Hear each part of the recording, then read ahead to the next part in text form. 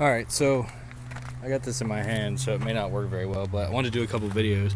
I installed my airbags in the front. Those are Airlift 1000 helpers, air springs. They go inside the spring, obviously. Meant to make a video of installing it, but I actually completely forgot and went ahead and installed. Pretty easy. You're actually able to jack up the truck, the frame, and let the suspension sit down, and it was actually far enough that we could actually get the entire spring out. Just pulling it out, we pried it out after we got enough off of it with the jack, enough pressure off of it, and we're able to drop the air spring right down into the spring. Didn't have to worry about trying to get it in between or anything like that. And then, if you can tell, there's a little black piece right here. For the F350 models, you have to put this little protector. It's a, I guess, solid rubber little protector, and the actual air fitting is right inside there, and the hose actually goes up through and is up above. And then there's a little piece you drop in. So really easy install. And then routing your your air hoses back. I actually came over here and teed off on this side, and then it goes back. And I have my air compressor mounted inside of the in the back seat behind the seat of the back seat. So it's mounted behind there, and actually ran it up and came in the back side. And then I have my rear airbags too, which they've actually been installed for some time. I don't know if you can see them or not. Just sit it back there, you might be able to see it. I've had those on for a while because of the camper, and those things are great. And I wanted to get the other ones for the snow plow. There's the plow, and pretty sweet setup. We actually put it together ourselves, and I had my dad actually help me. And it's a Western MVP3 9.5 poly.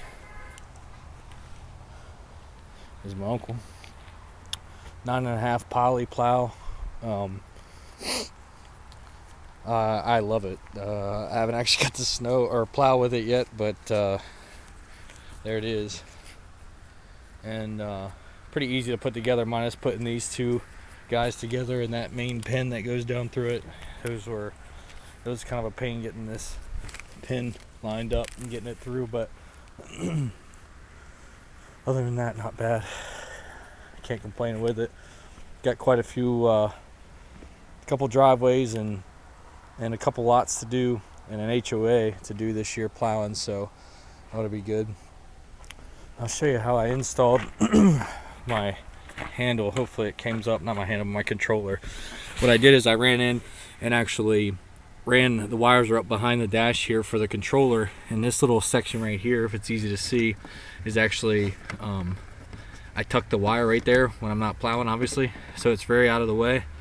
And then you can plug it in, and then what I actually did is the power supply is actually powered through my upfitter switch 1.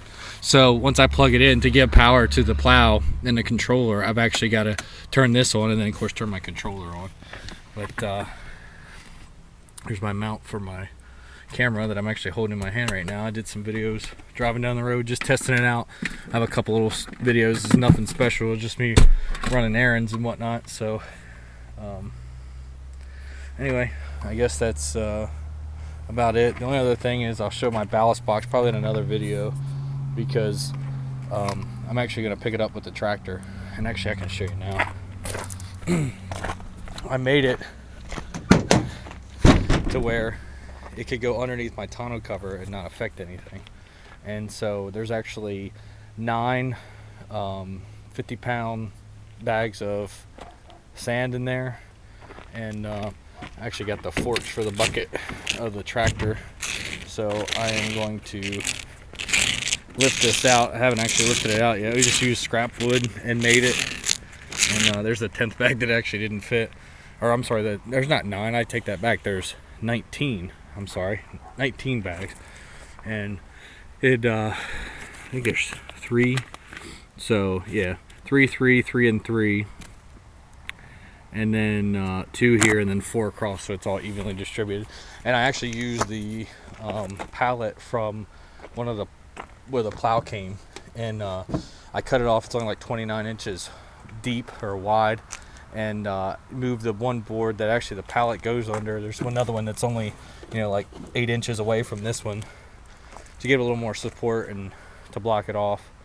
So just the way it was cut, but I wanted it so I could still use my tonneau cover and keep it